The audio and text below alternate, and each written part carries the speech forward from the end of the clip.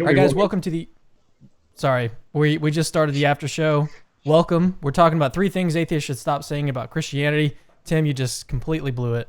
Sorry. No Amateur. worries. Amateur. Yeah, so we were actually just talking about Bayes' theorem and history and how we probably shouldn't use Bayes' theorem in history, which I actually disagree with. But um, Okay. let's just go ahead and get started. Tim, so what's the first thing that atheists should stop saying about Christianity? Okay. Well, we touched on it in the show before, but I suppose probably we talked about the Dark Ages, and there's this idea that the medieval period generally was a dark age, that there was no progress, there was no technical innovation, there sure as hell wasn't any science, and this was because the church kept everyone stupid and the church was in control. The idea that the church was in control for the medieval period is something that a lot of secular polemicists really love, even though it's total nonsense. It's what I call the Sunday school version, because, and no offense to any Protestants, but a lot of Protestants are taught that that was what the Middle Ages were. The Middle Ages was this period where the Pope ruled Europe. It was kind of a theocracy, and the church was in control. That would have been news to pretty much any pope in the Middle Ages. They would have loved to have been in control, but they weren't. In fact, for most of the medieval period, the church was struggling hard to extract itself from the domination of secular powers. So there was this whole what we call the investiture dispute, and also the broader empire papacy dispute, which was a struggle over who got to choose who were bishops. And this sounds like a weird question to us, but of course bishops did have some degree of authority in the secular sphere. What kings and emperors in the medieval period wanted to do was basically make their relatives and their pals into bishops. And there was a reform movement in the church that really kicked off in the 10th century that said that's not how things are meant to be. And so they struggled to sort of extract the church from this domination where basically the church was a plaything of secular lords. That struggle went on for the whole of the later Middle Ages. And there were these enormous conflicts between the papacy and various kings, where the papacy would excommunicate kings and the kings would kick various bishops out of their seats and bring in their own bishops. And at one point, you had three popes who were all fighting each other.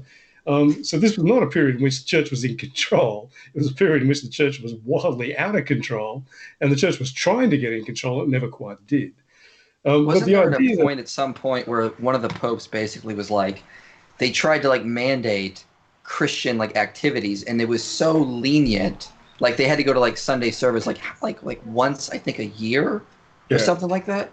yeah, that was Pope Innocent III, who was probably about as close to a pope who was kind of in some kind of control that you ever got. And that was in the Fourth Lateran Council in 1215, where they were trying to get people to kind of behave themselves, and so they passed all these laws at this council saying things like priests can't have wives, radical idea that had been around for a while, but they were really saying no, we mean it this time. Priests can't have wives. And one of the things they said is you have to go to church at least once a year. Right? Now that's sorry, not just go to church. That's you have to receive the sacrament of the Eucharist, so receive communion at least once a year, and before that you have to have confession at least once a year. Now people were meant to go to church more often than that, but they said if you're going to be a proper Catholic, at least once a year, you have to do it. That later got expanded to a few times a year, which is pretty much the case with Catholics today. But yeah, the idea that everyone was extremely holy and the church had them all under the thumb, and that the Inquisition would burn you at the stake if you didn't go to church, that is not the case. People in the Middle Ages were more than happy to go to church to do things like party. One of the things that the priests were often preaching sermons against was people going to the churchyard to dance and to have sex. It was not a period in which people were under the thumb of some oppressive church. So the Speaking idea of that the speaking of the Inquisition, though, like that's also something that has been blown out of proportion with like Protestantism. Is like they yeah really didn't kill as many people as the later Protestant propaganda said. I think James Hannon, historian of science, there was like less than 1,000 people ever killed under the Inquisition. it's more than that, but it's certainly a Okay. very It's a very small number. So Hannam has written some good stuff on this, popularising what historians of the Inquisition have come up with. But if you look at, for example, like one of the more prolific inquisitors, a guy called Bernardo Gui, he prosecuted cases against several thousand people in the south of France and northern Italy in the early 14th century. Of those people, I think it was something like 5% were actually convicted. And of those people, I think it was like 0.5% or less were executed. The idea behind the Inquisition wasn't killing people, oddly enough. The idea was trying to save people. So the Inquisition could impose various punishments on the people that did find guilty. Most people weren't found guilty. But the Inquisition could impose penances, they could impose fines, they could just say, you're very naughty, don't do that again. You really had to be what they called an unrepentant heresiarch to get yourself burned. You really needed to basically say to the Inquisition, get stuffed about 3 times before the Inquisition would finally get around to killing you. And that is not to justify burning anyone at the stake for anything. Mm-hmm. Sometimes when I Right. say this, people go, you're justifying it. No, I'm just saying what happened. So how many thousand people were executed by the Inquisition? The Inquisition wasn't established until the early 13th century. So for most of the medieval period, really for almost all of it, there was no such thing. Secondly, the Inquisition was not like the Gestapo. There wasn't like a branch office in every town. It was actually a kind of a form of inquiry that would be instituted when it was deemed required. So most people in the medieval period never saw an Inquisition, never came across it. There were large parts of Europe that never saw any kind of Inquisition, and on the whole, it was a sporadic thing, very very rare. So Yeah, I this, think like sorry. I think remember I know you've criticized Rodney Stark on some things, but I think remember him writing on this, and you could correct me if I'm wrong, is that it was just blown out of proportion, and it would be far better for you to have been interrogated by the Inquisition than like some of the medieval rulers back then, because they were far more like harsh in their punishments than the Inquisitors themselves. Yeah, I don't agree with Rodney Stark on many things, but he doesn't get everything wrong, and he's right about that. The inquisitorial process was actually extremely rigorous and highly rule bound, whereas most in that period, most legal processes were still pretty rudimentary. You could be tortured quite easily by a ruler, whereas the Inquisition had very strict rules about when torture could be used. And again, that does not justify the use of torture, but a lot of the legal systems at the time were based on the Justinian Code and therefore on Roman legal systems, where under the Romans you could torture witnesses, but not just the potential perpetrators of a crime. You could actually torture people who were just potentially witnesses. So yeah, the Inquisition was probably a lot more structured and a lot more fair, even though the stuff that they were inquiring about was to us kind of weird. It was. It Let's was. move on. Go ahead. Yeah, I was just gonna say let's go ahead and move on to the second one. Okay, the second one that people should probably stop talking about. There's this common idea that we're jumping right into the 20th century, that the papacy was very friendly with Adolf Hitler, and that Pope Pius XII was so-called Hitler's Pope, and that he came up with a treaty with Nazi Germany and turned a blind eye to what Nazi Germany did because basically the papacy was evil. That is complete nonsense, and I've written a very long, detailed article on this in my Great Myth series on my blog called Hitler's Pope ? Pius XII, in short, Pius XII was vehemently anti-Nazi and hated Adolf Hitler. He was anti-Nazi very early on because he was the papal nuncio, effectively the ambassador from the Vatican to Germany in the 1920s, and he was based originally in Bavaria, so he was based in Munich, which is where the Nazi movement began.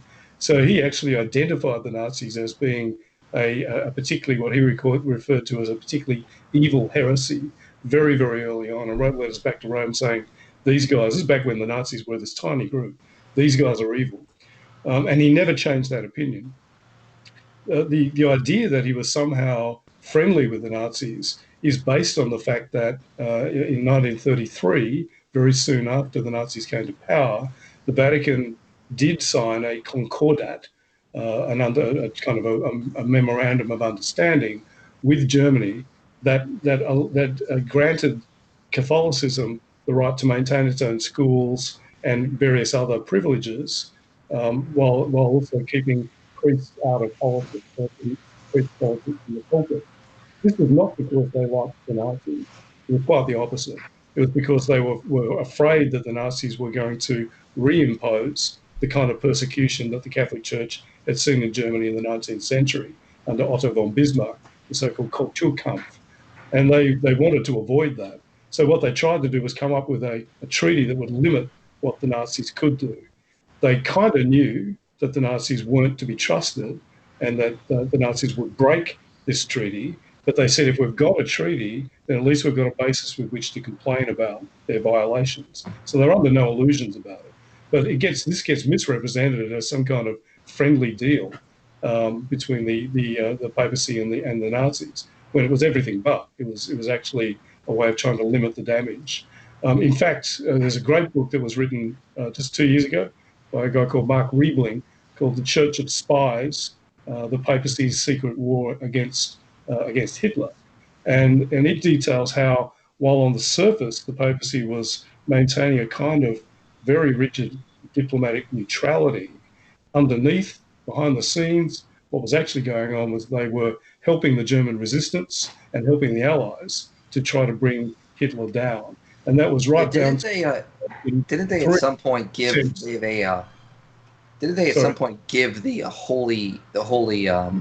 they said killing Hitler was a just thing. Yep. So they were actually involved in 3 attempts to assassinate Hitler. They acted as a liaison between the German resistance, the officers who were trying to assassinate Hitler, and the Allies. And they also, at one point, basically gave a theological thumbs up to Hitler. They said, basically, we've gone and looked at what the theology says. We've looked at what Thomas Aquinas says about tyrants. And in certain circumstances, it is okay to kill someone who is fundamentally evil, and Hitler ticks all the boxes. So go ahead, feel free to kill him. And even if it involves bombing his plane and killing other people as well, that's okay. Keep in mind that a lot of the German resistance that were against Hitler and working against him behind the scenes, for example, a cell within the Abwehr, the military intelligence unit, were Catholics. And so the assassin who almost killed Hitler in Operation Valkyrie, Count von Stauffenberg, was a devout Catholic. So there was a real link between the networks that the Vatican had within Germany and within occupied Europe, and these conspirators who were trying to kill Hitler. So when Christopher Hitchens says that Pope Pius XII was pro-Nazi, that is absolute nonsense. And at one point, one of the Pope's advisors said, "Well, what sort of Germany do we want?" And Pius replied, "One without Hitler." He hated the guy. There was no doubt about it. Now, there is a legitimate debate about whether he could have spoken out more, whether that outward neutrality stance was the best thing, particularly in relation to the Holocaust. And that's a legitimate point. And there's a lot of debate about that. But the idea that he was Hitler's Pope is absolute garbage. Have you read the book by Richard Steinman Gall called The Holy Reich? Yeah, I have. It's been a while. It's a very interesting book because he kind of points out that the Nazis specifically called themselves positive Christians. Yeah. And they use that term on purpose so that they wouldn't be associated with Catholics or Anglicans or Lutherans. And they use this term to sort of make some sort of like political idea that, they were using, they returned Jesus into some sort of like white, blue-eyed Aryan. And they used it for like political ideology. Like they wiped out any Jewishness from like the Bible. It was almost kind of neo-Marcionite in the way they sort of did these things. They used Christianity because it was so influential in Germany, but they started calling themselves positive Christians. It was almost sort of like this idea that we're not like those Catholic Christians. we don't believe in like the resurrection or the Jewishness of Jesus kind of thing. And he goes into that in pretty detail in his book. Yeah, and I think this is the flip side of the Hitler's Pope argument is the other one, which is that Hitler was a Christian and Hitler was a Catholic and Hitler was a Catholic in good standing. And that's total garbage as well. Hitler was not an atheist, and that's an argument that Christians need to stop using. And Nazi ideology was not, strictly speaking, atheistic in the way that, say, Marxist-Leninism definitely was. But Hitler was not a Christian. Hitler had been raised a devout Catholic by his mother. He'd been raised a Catholic by his mother, who was devout. He was not. He had to be pretty much forced to undergo the sacrament of confirmation when he was, I think it was 16, which everyone who knew him at the time said he did, through gritted teeth just because he loved his mum. But once he left home at 17, he left the church. He never darkened the door of a church again, except for public ceremonies. So And what would you describe his religion as if he wasn't an atheist? I'm not saying he was an atheist, obviously. he was kind of a deist. He talked about God. He talked about divine providence. We've got to remember that Hitler's ideas about anything were pretty incoherent. So it's sometimes very difficult to pin down what the hell he was on about. The guy was out of his mind on drugs for a lot of his career, and that got worse and worse. It seems like he contradicted himself a lot. Lots, yeah, a great deal. But the few things that he said in private about Christianity were largely that it was a moribund Jewish idea that eventually would need to be eliminated. Now, there were other Nazis who were vehemently anti-Christian. He used to try to get Hitler to do more against the churches. Martin Bormann, in particular, Goebbels was also one. But really, Hitler realized that in a country that was sort of 85% Christian, he couldn't turn on the churches during the war. So effectively, what he said was, "We've got to win the war first, and then we'll think about that." So the idea that he was a Christian is usually based on some pretty flimsy evidence. Usually, speeches early in his career where he was trying to win power legitimately through the ballot box, and so he did what Donald Trump does, and sort of says, "Oh yes, I'm a Christian. Sure, I never go to church, and I don't live like a Christian, but I'm Christian. No, trust me, I'm definitely a Christian." Exactly. That all stopped in about 1933. Once he got into power, you find barely any of those references. And the other thing we got to remember about Hitler, not only was he incoherent, he was also a frigging liar. So he was quite happy, like many politicians, to get up and say that sort of stuff in speeches. It doesn't mean you can hold that up as evidence. What Yeah, he someone in said the live chat talked about Mein Kampf, including some religious language. It does. It does. And if you look at the quotes from Hitler about religion, where he talks about him believing in Christianity and so on, they're mainly from Mein Kampf, or they're mainly from speeches from about 1922 to 1933. And that was where he was trying to win power at the ballot box. Once he got into power, all that stuff disappears. So you can find barely any comments along those lines, even in public. And if you look at what his friends and his inner circle report about what Hitler said about religion, it's largely anti-Christian. Not as vehemently anti-Christian as maybe some of them would like, but he was not a Christian. He was anti-Christian. That's something Matt Dillahunty, an atheist activist in America, brings up a lot. Is he always cites the speeches you mentioned from that time period to argue Hitler was a Christian, and it's like he wasn't a traditional Christian in that sense. Even if he was, he called himself a positive Christian on purpose. And this was like a neo-Marcion idea to sort of say like, well, I'll accept that Jesus was, like an historical figure, that he really did die and all these things, but really he was an Aryan and he hated Jews and he wasn't really the son of God. And it's like he rejects every doctrine with regards to Christianity. This is why Richard Stigman Gall says, in general, however, most of them were less concerned with doctrines of Christianity and more about how they could use it for their political ideologies. Absolutely, he was a political pragmatist, and he was quite happy to say whatever the hell he needed to say in order to get himself into power. Once he got into power, the main thing he did was make sure that he didn't antagonize the churches too much, because the Nazis were paranoid about losing power.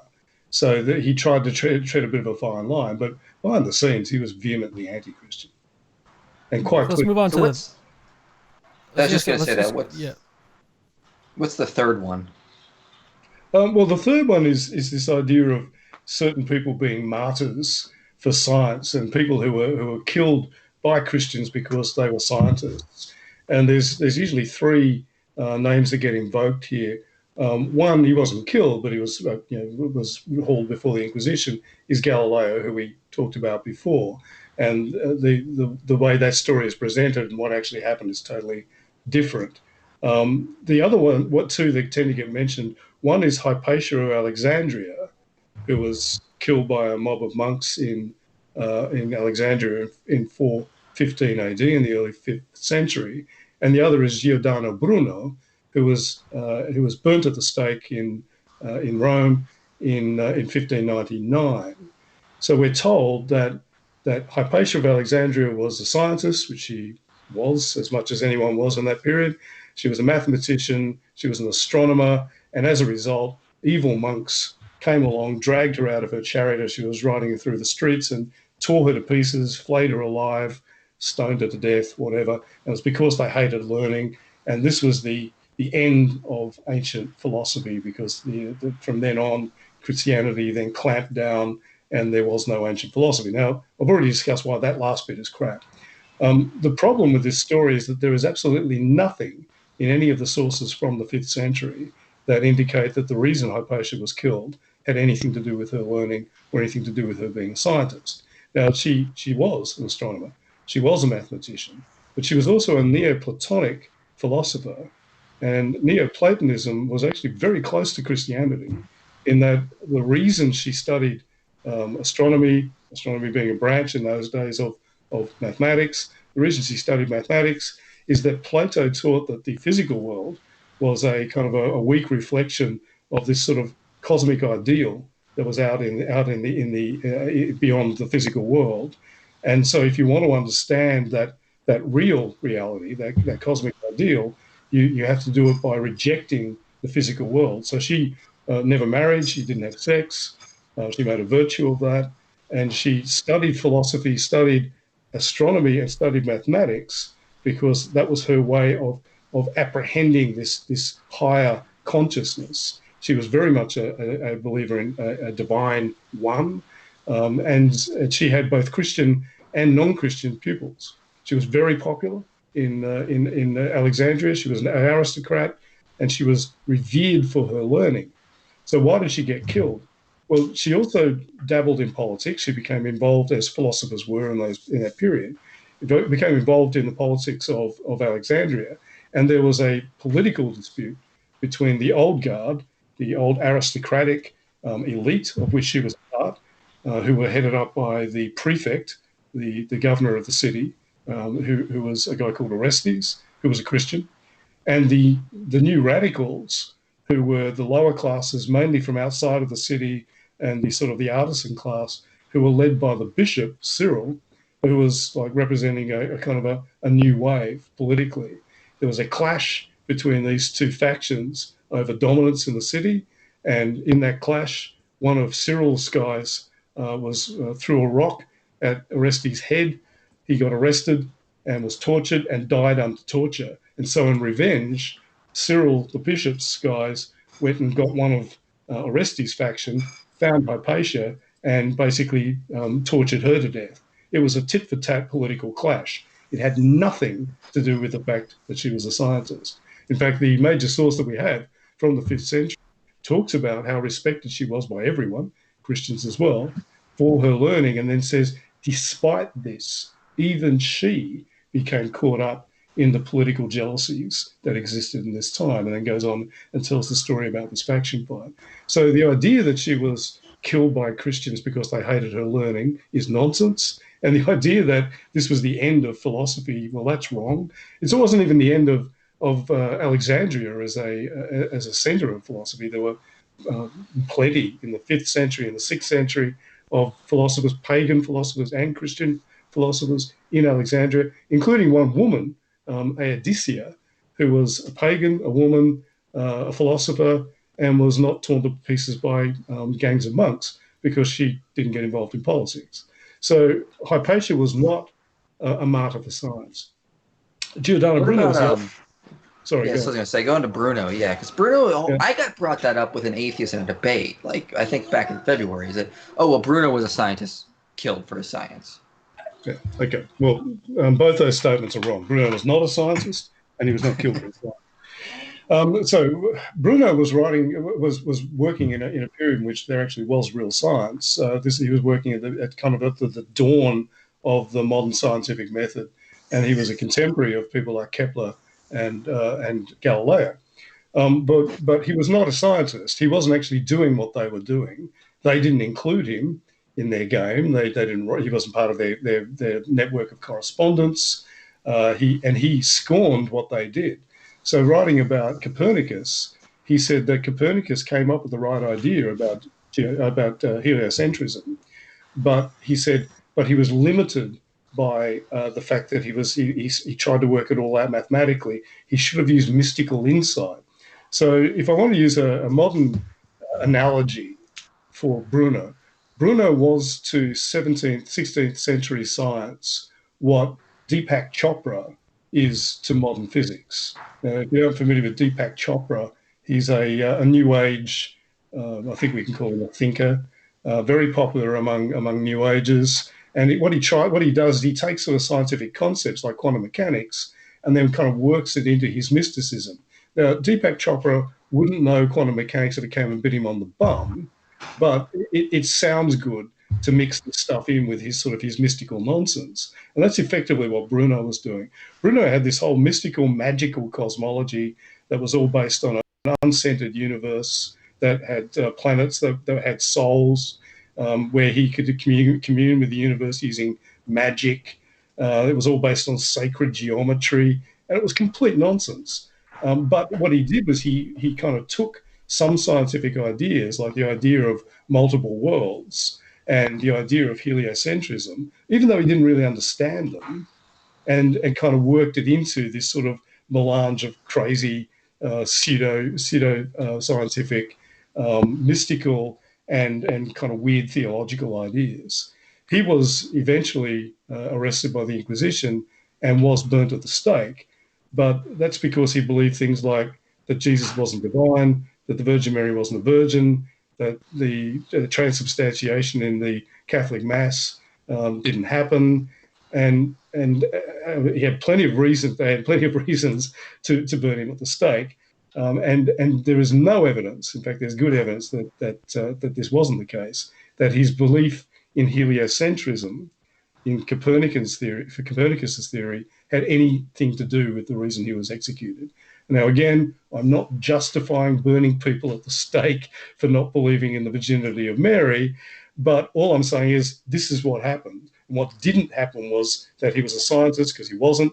He scorned the use of mathematics and measurement in the examination of the universe, and he wasn't burnt at the stake for believing in heliocentrism. He probably was burnt at the stake in part for believing in multiple worlds, and that's because that was a bit of a radical theory, but it wasn't because he believed in multiple worlds per se, but because he worked that into this whole mystical cosmology. He got the idea of multiple worlds from a guy called Nicholas of Cusa, who was a cardinal of the Catholic Church and a papal nuncio, second only to the Pope. So that wasn't a heretical idea on its own, but it was a heretical idea in the hands of a mystical kook like Giordano Bruno. So anyone who says that he was a scientist, that's wrong. Anyone who says that he was burned at the stake for anything to do with science, that's also wrong. Even his second-hand idea about multiple worlds was not scientifically based. It was a purely metaphysical idea that was, in his hands, was basically another one of his mystical insights. I So I'm remember that. wondering. Go ahead, Go ahead. Mike. Mine is I completely off remember topic. that I was I was talking to an atheist about a lot of this stuff, and then he brought up, yeah, but the records from Bruno's trial were burned by the Catholic Church, and I'm like, well, actually, they were burned by Napoleon when he came into that area. It's like they didn't burn the records. This actually goes back to Napoleon. And I Yeah, think I remember Joshua Moritz talking about the only scientist that was ever executed for practicing science was one of the founders of modern chemistry, like Anton Lavoisier, one of the founders of modern chemistry, and he was guillotined So this wasn't done by Christians. This was done during the French Revolution. Yeah, though I would argue that Lavoisier wasn't executed because of his science. He was executed because he was a minister of the French crown, and Okay. was instrumental in the heavy taxation. That was one of the things the Jacobins disliked. So he was executed for that. So he's a classic example. I mean, to say someone like Bruno or someone like Hypatia were executed for science or killed for science, it makes about as much sense as saying that Lavoisier was as well. None of them were. They were killed for other reasons. The fact that they were That's it. scientists, in the case of Hypatia and Lavoisier, not Brunner, is completely incidental. But I think That's interesting. Yeah. it speaks to the fact that they have so few examples and so few episodes that they can use to support this whole ridiculous concept of the conflict thesis, that they have to rope in people like Hypatia and nut jobs like Bruno. I mean, I find it hilarious that rationalists are holding up Bruno to me and saying, here he was, a great scientist. I say to them, have you bloody read his stuff? It's crazy. It is so far away from science. It's not just so far away from the science we understand. It's so far away from the science that they understood even in his period. At one point, Galileo was writing to Kepler about the action of the moon on the tides, and they disagreed on that. Kepler was right, Galileo was wrong.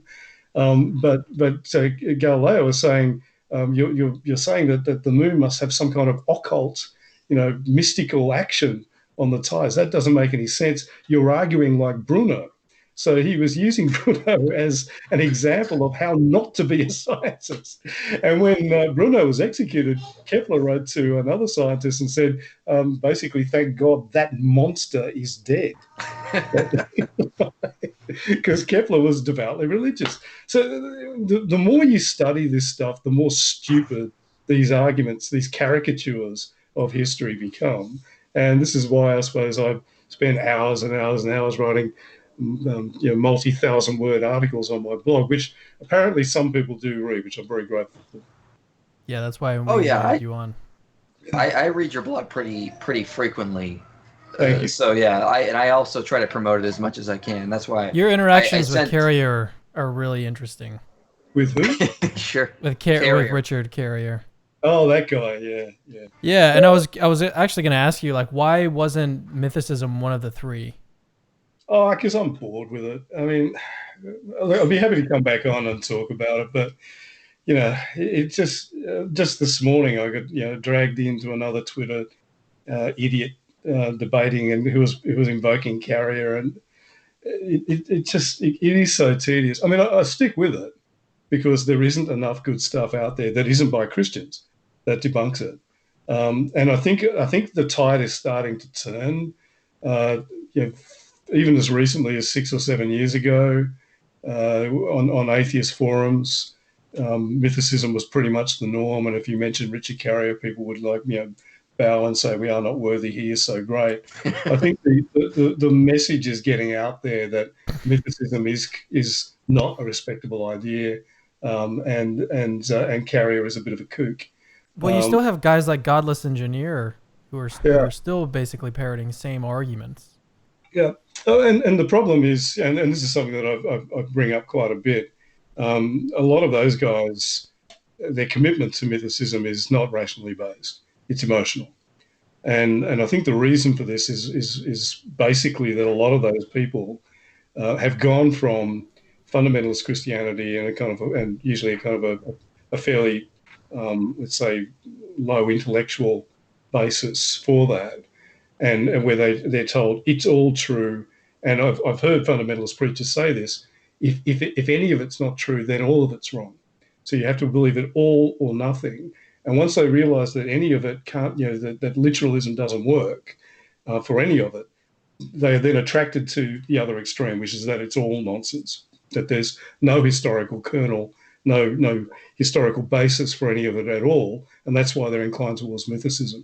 I think the other reason why mythicism attracts so many people like that is that there aren't a lot of popularly accessible alternatives to the explanation for how did Christianity arise. So if they work out or decide that there is no God, and that Jesus wasn't what Christianity claims he was. No offense to anyone who might believe that there is and that he was. But once they decide that, if they go looking for an alternative explanation as to how Christianity then arose, there isn't a lot out there that is easily accessible, unless you're actually prepared to do things like, read books, which a lot of people don't do these days. But if you get online, you'll find video after video of Carrier and Fitzgerald and dear old Bobby Price and all these people, and worse than that, Acharya S. and the lunatic New Age fringe of mythicism. You'll find masses of that stuff, and so they lap it up. And then what happens is they have this emotional connection with that stuff because it connects to that period of trauma in their lives where they left the church. They left a lot of stuff behind, and it becomes hard for them to separate their unbelief from mythicism. And so there's this real sort of emotional welding of I find this really interesting. It's, one of the building on kind of what you said about this, I'll get atheists that show up on my channel that are mythicists, and they'll say the Bible is fiction. There are no historical facts in it. And all I got to say is, so did Pontius Pilate exist? Because it mentions Pontius Pilate. Like, it's not one, like, as you said, it's one or the other to these people. And I'm like, okay, just go with me for a second. I'll just talk to you as if Christianity isn't even true. You got to acknowledge there are historical facts in the Bible. Pontius Pilate exists. The high priest Caiaphas existed. Like, you can't just take this idea, well, I don't like Christianity, therefore everything in it is fiction. No historian even takes that view. Sure, and because I know, because I've dealt with these people for 15 plus years now, I know that the counter argument to what that they would say to what you just said is, well, yeah, because you can write fiction that's set in New York City, that doesn't mean New York City didn't exist, but the stuff is still fiction. But yeah, the point is the whole idea of this sort of extreme skepticism is ultimately not going to work. Ultimately, you have to admit that there's some bits in it. So then you have to ask that are historical. Then you have to ask the question, okay, which bits, and then you work from there. But I even more bizarrely, out of great stupidity, spent several years contributing to an endless thread, which is still going. It's now, I think, something like 2,000 pages long on the Rational Skepticism Forum on mythicism. And for years, I just kept plugging away. And what I found was I would convince people that there was most likely a historical Jesus. And they would go away from the thread, and then they would come back and they would say, oh, I've come up with these new arguments and I've changed my mind. I'm a mythicist again. So I'd say, okay, what are these new arguments? And they'd tell me, and I'd say, we counted those, remember? Like 15 pages ago. And they go, and then we go through those arguments again. One of those guys, I had that happen 3 times. 3 different guys would flip-flop. And one of those guys flip-flopped twice. And when I said to him, I sent him a message saying, what's going on in your head? And he said to me, and I'm not making this up, he said, if they're right, if the Christians are right about Jesus existing, maybe they're right about everything. And if I accept that, then it's a slippery slope and I'll fall back into Christianity. Right? That's what he said. So the mentality of some of these people is so foreign to me. I find it difficult to actually wrap my head around. This is why it's interesting that he said that he was afraid to fall back into Christianity. Yeah. That shows there's a lot of emotional arguments to begin with. Yeah, and you listen to people like Godless Engineer. You can't tell me that guy doesn't have an emotional investment in mythicism. He's almost apoplectic. And I think a part of it is also that it's the reason why people do latch onto a lot of fringe theories. It makes them feel as though they know stuff that everyone else doesn't know. So it's almost like a conspiracy theory. I know better than all the experts. And I often have lots of people saying, oh, the whole field of New Testament studies is flawed. They don't know what I know. I'm the great wise one. So again, it's this emotional rather than rational. That's what Fitzgerald says. Fitzgerald actually asserts there was a conspiracy in New Testament scholarship to hide the fact or hide all the alleged evidence that Jesus existed. It's like, really, dude? Like, really? That's all? You are the genius and all the scholars are not. Sure, maybe, but probabilistically, no. Probably not. That's right. And this is what happens whenever you sort of bring up the fact that you can count the number of mythicists who are actually scholars on the fingers of two hands and still have a couple of fingers left over. And then the response to that is, oh well, that doesn't make the historicist so-called position right. And the answer is no, it doesn't. But come on, most of the time when almost everyone, regardless of their background, Christian, Jewish, agnostic, atheist, they all accept that there was a historical Jesus. And you got this handful of bloggers and nobodies. Most of the time when that happens, the bloggers are wrong. Most of the time. It doesn't mean all the time, but usually. Well, ironically, when Richard Carrier wrote an article on the passage in Tacitus, which is one of the things I know too much about, he cited blogs. He's not citing scholars. He's actually citing bloggers in that article. And I was like, you can't make this stuff up. How do you do that? But it's where was this, by the way? Was it in his book? article? No, he actually wrote an article. I'm trying to remember which article. I think it got published. I've got. I got it saved somewhere, but yeah, I was like, it's horrible. It's conspiracy theory level thinking. He's citing random bloggers who I tried to find if they have degrees. I can't find anything on these guys. So as far as I'm aware, probably not, because that's usually what that means is when you're citing that kind of stuff. Yeah. So we have one question from, his name is Jordan. He goes by Tom on YouTube. Okay, here's his question. I'm not sure what part of history you are most familiar with, but who do you think, and this is for Tim, obviously, but who do you think Jesus really was? Okay. I just mentioned that one of the reasons a lot of these people who kind of become disillusioned with Christianity latch on to mythicism is that there isn't a lot of good stuff out there on the alternatives. And while I certainly respect a lot of the, not all, but a lot of the Christian scholars out there who work in this field, and I think some of them do excellent work, and many of them have changed my mind about some things, not about Jesus being God, obviously. I do think that the majority, sorry, I do think that the best explanations are actually from some of the Jewish scholars and some of the non-Christian scholars. Now, that's my personal opinion, and this is after studying this stuff for 30 years. So I have actually written an article on my blog called Jesus the Apocalyptic Prophet, where I basically say, look, if you want to know what I think Jesus was, here's pretty much it. It's not a comprehensive article, though I did notice there was a Reddit thread on, I think it was academic biblical scholars, where someone said, what do you think of this article? And the response was, that's really good. So I'm pretty happy that qualified scholars. Did you see the reply to that article you wrote? There was a guy, a supporter of mine. He runs Faithful Philosophy. He wrote a reply to you on that. I know the guy. Look, he tries hard. He's kind of this buzzes around in the background. He quite often sort of summons me on Twitter because he finds it useful to reach me on mythicists. But by the same token, he's got this love-hate relationship. He's constantly writing articles on his blog pointing out why I'm wrong about the resurrection and various other things. Guys, I learned a long time ago, just as we were talking about mythicists and being emotionally committed, I learned a long time ago that trying to argue people, apologists, out of their position is a waste of time. Frankly, if you want to believe that Jesus is all the stuff that Christianity says, go in peace. I don't care. I've got my reasons for not believing that, and I'm pretty clear on those, but I'm really not interested in talking anyone into or out of it. So I just sort of look at that guy and just go, okay, fine. If that makes you happy, go away, believe in your Jesus. I could respond to that guy, but frankly, I've got a limited time and I would like to spend it a lot more on sort of my guys. I would like to, because there's plenty of people countering apologetics, right? If you want to do that, then they can go and do it. But virtually no one is doing what I'm doing.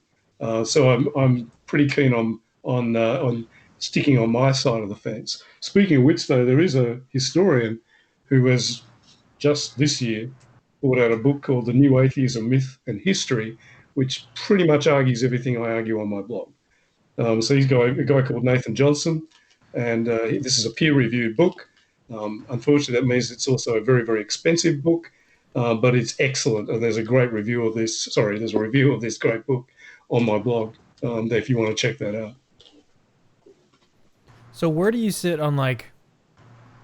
Well, actually, maybe it's better to do this. So what does that like? Give me a summary of your blog post of like what you think that who you think Jesus was. Okay. You can just give me like a summary. Yeah, you Sure. don't have to defend it when this isn't going to be a debate. Thanks. Just yeah, just so people can get clear if they don't want to go read the whole thing. With the whole thing. Okay, so for about 100 plus years, New Testament scholars have been looking at the Gospels and trying to put the Gospels into the context of what was going on in Second Temple Judaism in the first century BC and the first century AD. So if Jesus was a Jew, then what?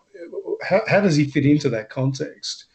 And this whole approach to the origins of Christianity has really sort of been boosted by the contributions of Jewish scholars who are also asking that question because they're interested in where he fits into the origins of their faith, rabbinical Judaism. So in the late first century BC, there was this feeling among many, not all, but many Jews, that God had effectively withdrawn his power from the world, that the bad guys were winning, but eventually things were going to change. So the idea was that we were the chosen people here in the promised land, but we keep getting conquered.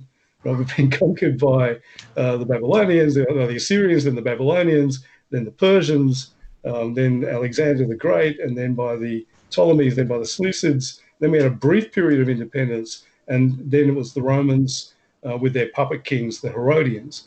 So when are we going to catch a break? This was the question. What is going on? Why are the forces of evil dominating? And so the theological idea was God had effectively withdrawn a lot of his direct power from the world, but he was coming back. And this was tied up with the idea of a coming Messiah. So what was going to happen was the Messiah would arise, the human, he would arise, and that he would usher in the kingship of God, or in the translation of the Gospels, the kingdom of God. And if you read particularly the Synoptic Gospels, Jesus is talking about the kingdom of God over and over and over and over and over again. All of his parables are about the coming of the kingdom of God. A lot of his miracles are saying this is the power of the kingdom of God. The very first thing he says in the beginning of the earliest gospel, Mark 1:15, the kingdom of God is near at hand. Repent and believe in this good news. Why is it good news? Because the bad guys are going to get beaten, because God is going to reinsert his direct power in the world. Armies of angels will come and beat the Romans, and this will all happen because the Messiah I'm the Messiah. That was the argument. So did Jesus believe he was the Messiah? Maybe, maybe not. But what he definitely seems to have believed is that the kingdom of God was coming, and was coming soon, in his lifetime or very soon afterwards. So I lay all that out in my article. This is not my idea, by the way. This is like 120 years old, and it's based on a hell of a lot of scholarship. So Jesus seems to have believed that the kingdom of God was coming. He believed in an imminent apocalypse. He believed it was coming very, very soon, and that if everyone repented, they would be amongst those who were saved and would enter into the kingdom and be ruled over by him as Messiah, and the rest would be cast into hell.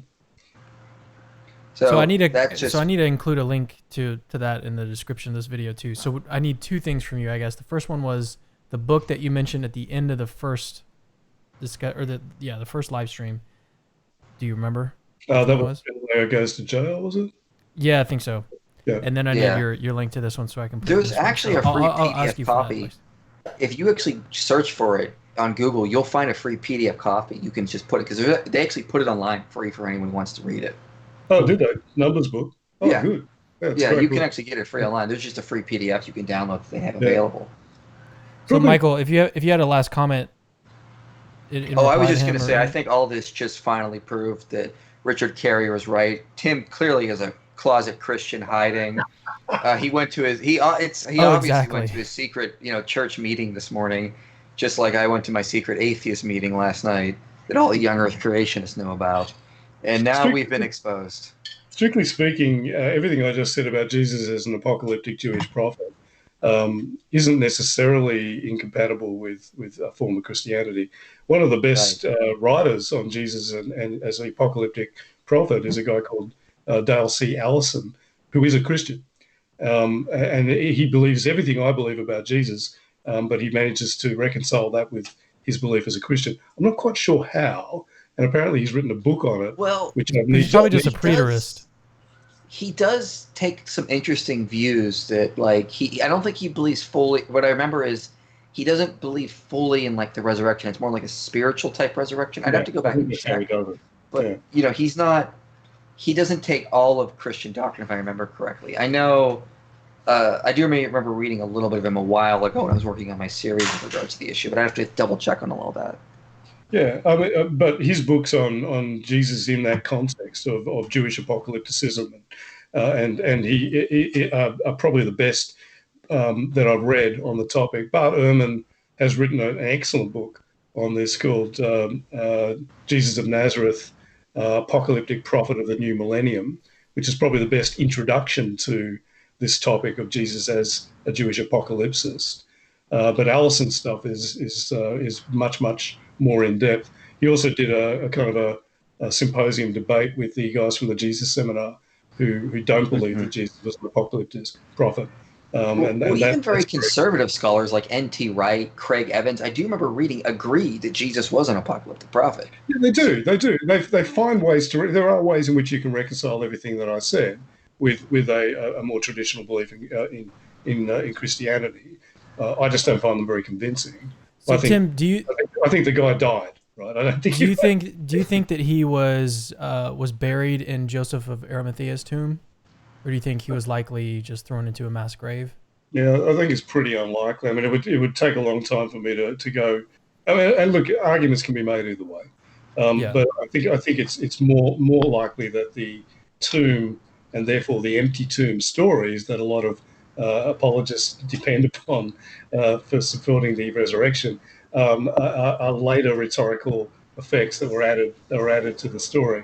There are elements, there are traces of an earlier tradition where he was buried under the sand and where he was buried by the Jewish authorities, not taken by his followers. The fact that Joseph of Arimathea appears from nowhere, never mentioned before, just to take him off the cross and put him in his tomb, and then disappears and is never seen again, is a bit of a hint. Doesn't necessarily mean that it didn't happen and they didn't exist, but it feels a bit like a narrative device. But it's interesting. I was recently reading a book about the traditions about Joseph of Arimathea, because even though he's mentioned kind of once in that scene in the Synoptic Gospels and nowhere else, he then took on this whole sort of legendary life where he went to Britain and founded monasteries and found the Holy Grail and did all this other stuff. It's fascinating stuff. It just shows how these stories can grow. Interesting. All right, well, we're about to call it a night. And like I said, this wasn't a debate at the end here. We're just trying to get clear on some of your views. And I think it was also helpful for people who may not have been convinced that you aren't a Christian. But yeah. Anyways, thanks for joining me, Tim and Michael. And do you guys have anything else to leave with the guys that are still watching? No, I will be posting a blog response to Aaron Ross soon on his complete and total utter misunderstandings of social science, because he just gets so much, even the studies he cited, he gets so much wrong. So I'll just post that and leave it at that, and I'm going to move on to other things after that. I know some people were asking about that in the live chat. Okay. Well, I'll post maybe what I'll do is I'll post on our Facebook page and see if people would be interested in doing like an interview on mythicism with you, Tim, and maybe we can invite you back on for that if people are interested. I kind of like, personally, I don't like to give that too much airtime, mythicism. so I do it every now and then. You know, it's worth talking about because it is something that atheists or pop atheists do a lot on YouTube. So Yeah, I try to avoid it as much as I can, but I think it does need to be addressed. I'm the same. That's what I said before. I do find it kind of a bit tedious, but I prefer. I mean, I'm happy to do it if your audience wants to. If I'm going to like put myself through the pain of having to drag myself through those stupid arguments again for like the 7,000th time, I'd kind of prefer to do it for an atheist audience. But hell, you guys are nice. I'll do So what you want. so what if we did one of like a more of a live discussion type deal? Like we could invite Godless Engineer on to do a back and forth. Oh God, yeah. I've debated him. It's very easy. Well, yeah, I'm sure. Don't No, expect no, anything hard. no. I saw that debate. It's my problem isn't that it's hard. It's just more about my blood pressure. I mean, I just, I just find that guy such an idiot. Life is too. No, I don't want to do that. Okay. He's a moron. Sorry. Also, I don't think debates shed a lot of light on that topic, or a lot of topics in history. I've got a whole section on this in the FAQ section on my blog about will you debate such and such, and not really. I think in order to do justice to a question like that, the debate would have to be incredibly long, like days long, and I certainly don't think that yokel is capable of maintaining any kind of detailed debate on that topic. I just don't think. I think those debates are more exercises in rhetoric and posturing. I don't think it actually sheds a lot of light on anything. Yeah, I tend to agree. I think it is more about like entertainment and stuff. There is substance there, but Yeah, it's just kind of like I guess it's not the main thing that people are coming there to do is no, not to find out whether or not I there's will people say are though, gonna fall on their party lines and everything. when I did debate him though, if you read the comment section, there were a couple mysticists that did comment saying, "Wow, this kind of pulled me out of mysticism." So even that debate, he did yeah, so bad. Even if some of the own mysticists on his side left it. yeah. Look, There was I've had that a bit as well. Sorry, we're there wrapping. was one no, yeah. There was one point in your debate with him, Mike, that he was like calling for someone in the live chat or like read Oh read yeah, something someone in the live chat. He's like, oh, and I'll take him at his word. Is what it like yeah. his exact. It was about the Josephus pat, the second one when it talks about James. He's like, some guy in the live chat just told me that he's talking about Jesus son or Jesus ben Ananias, son of Ananias, and I'm like, and I said, really, just some guy in the live chat told you, therefore it's true, and it's like Yeah, no, that's not the way the passage reads. That doesn't make any sense. See, his response was that like I know this guy and I would just I'd be happy to take him at his word or something like that. It was, that'll I do. trust him. I've got a yeah. fairly detailed article on my blog in my Jesus Mythicist series on James, the brother of the Lord, which goes through both the reference to James in Galatians 1:19 and the reference to James in Josephus in Antiquities 2200. That basically say, look, these two separate references, one by a guy who met Jesus' brother, and the other who was a younger contemporary of Jesus' brother who was in the town of Jerusalem when Jesus' brother was executed, put them together, even separately. This is enough to establish that Jesus existed. But they then go through all the complex mythicist arguments against the Josephus reference, which is mainly from our dear friend Richard Carrier, and why they don't work. And that gambit where they say, oh, he's not talking about Jesus of Nazareth, he's talking about Jesus, son of Demnaeus, that doesn't work for reasons that I explain in my article. So there's one last question that I missed. He said, other than this is from Kyle Page, other than Galileo Goes to Jail, I'd be interested to know if there are any other recommended books on the subject. I probably should have asked this during the main interview. Yeah, I have one more book before Tim O'Neill goes. This is a book I read in college, which is pretty good. It's called The yeah, Worlds of Medieval Europe, second edition. They cover a lot of other interesting issues with it, but it does cover a lot of really good. They cite a lot of primary sources in there with regards to the Middle Ages and medieval times. So it's actually a pretty good book. yeah. Well, there's a book that came out quite recently called the Middle Ages Fact and Fictions, published this year by a fellow called Winston Black. And this is in a series of books aimed at university undergraduates debunking common myths about history. And it's got chapter titles like The Middle Ages were a dark age, medieval people thought the world was flat, peasants never bathed and they ate rotten meat. Those are not true. And then chapter 6, the medieval church suppressed science. These are all myths that are not true, and this is really quite a good little book. They're quite short chapters, but there's lots of readings after each chapter, and then there's a nice succinct bibliography. So I'd recommend that one. That was published quite recently.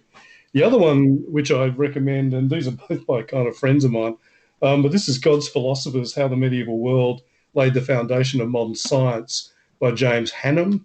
Now, James is a Catholic, and it shows a little bit sometimes. But on the whole, what he's doing here is basically taking work by leading historians of science like Ronald Numbers, David Lindbergh, Edward Grant, and popularizing it. So this is quite an accessible book. It's quite a fun read. It's probably a good introduction to the concept of medieval science and how medieval science led to the flowering of the true scientific revolution after the Middle Ages. So God's Philosophers, I think it's published under another title in America. I can't remember. No, that's the title in America. Is it? Okay. Oh, yeah. Cool. Yeah. So I'd recommend those two. I think they're both good books. This was shortlisted for the Royal Society Prize for Historical Literature. For the history of science.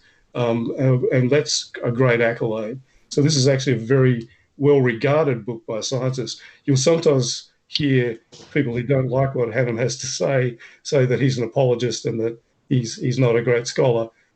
He's got a degree in physics and a PhD in history. He knows what he's talking about. All right. Anything else to leave with the audience before we close it out? No, I think I better stop now.